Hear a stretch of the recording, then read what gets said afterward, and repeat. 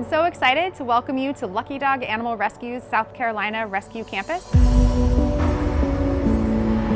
This is the Verstandig Family Foundation's Veterinary Clinic. Let's go for a tour. This is the reception area. It's where animals will enter the clinic and be greeted by Lucky Dog staff. So we head this way.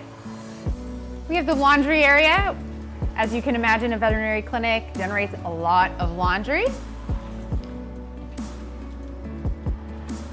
And here we have the future site of our exam room. And in here we have our x-ray equipment. We actually had a dog getting an x-ray just this morning. Heading down this hallway, we first have the pharmacy.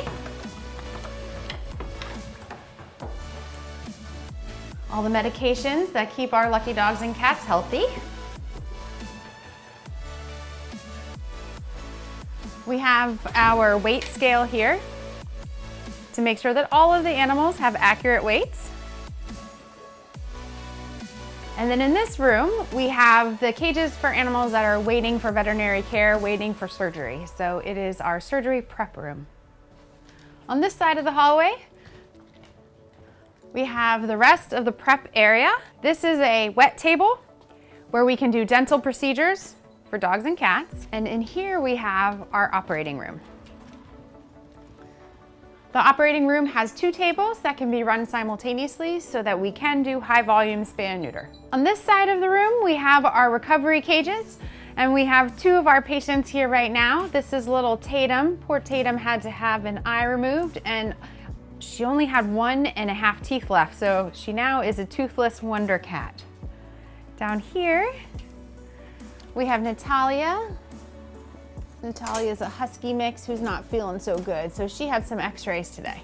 This is the Lazen Animal Foundation Infectious Care Unit, and it is named after the amazing Terry Lazen, who dedicated her life to saving animals. The ICU is designed so that when staff enter, they will go right into our restroom area, where we have a full shower and things if people do need to get cleaned off after taking care of animals in this building. But the idea is that you wear a different set of clothes inside the building, different shoes, different everything, so that you don't cross-contaminate either outside the property or even between the separate treatment pods.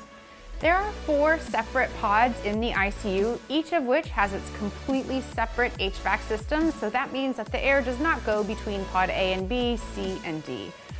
Each of the pods also has its own sink, a place where they can get rid of animal waste. And then the centralized area, if we walk over here, is going to be where we make the food, get everything ready, get medicines ready. We have some food station over here, sink, refrigerator, and then in here we have the washer dryer for any of the linens, towels, things that are used specifically for the animals in the ICU.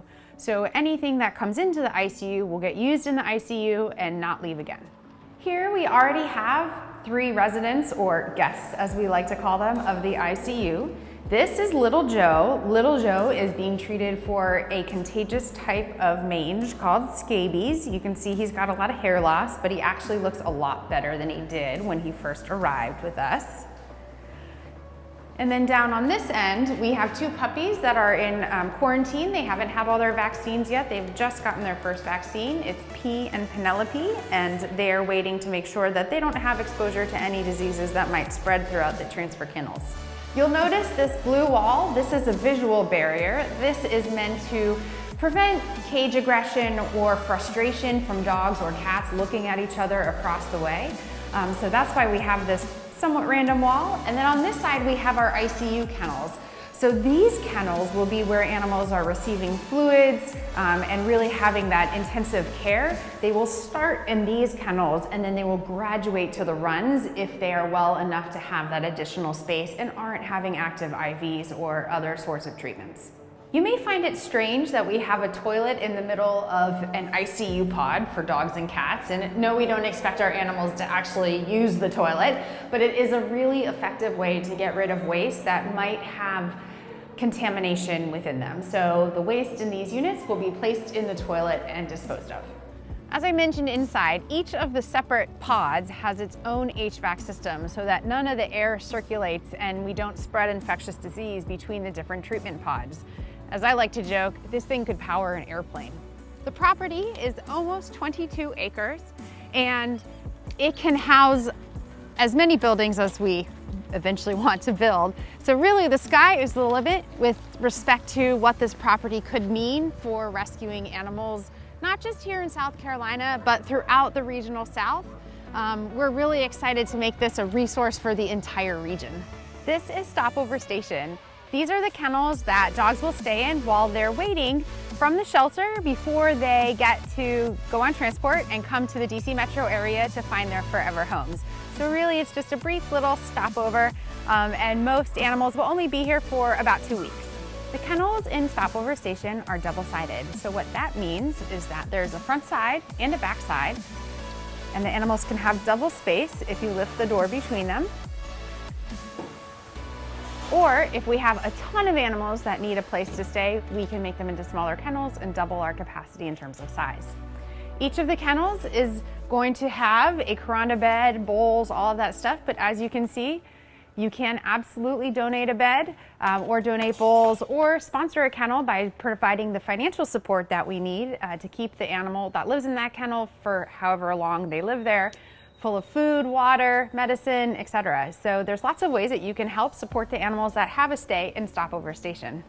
This is our larger play yard. It was sponsored as a gift on behalf of Anya Coleman. This play yard is where our animals will get a chance to roughhouse and play and get their energy out. We'll be running official play groups under the supervision of staff and volunteers. And we've got a couple of dogs out there right now enjoying the sunshine and the freedom and the ability to spend some time with their fellow buddies. The Ring Room Treatment Building is sponsored by the J.R. Peterson Foundation, and this little building has 2 separate rooms inside of it where we can treat cats in particular, but occasionally dogs and puppies that are affected with ringworm. Ringworm is a super treatable fungus, which unfortunately often results in shelters euthanizing animals because they don't have the capacity to provide the long length of care, but we can do that here. The Ringworm building has 2 separate rooms so that animals can come in and get through part of treatment, and then as they progress and no longer have such a heavy level of infection, any new animals can go into the other room so we don't re-expose anyone that's in recovery. So that's why there are these 2 separate rooms, and each one can be completely shut so that we don't spread the hairs from one side to the other, making the ringworm more contagious. Thank you so much for joining us on this virtual tour of Lucky Dog Animal Rescue South Carolina Rescue Campus. If you want to be part of this amazing experience, you can make a donation at the link below. Every dollar we raise saves lives of animals that wouldn't make it out of shelters without your support. Let's bring them here. Let's get them homes. Thank you.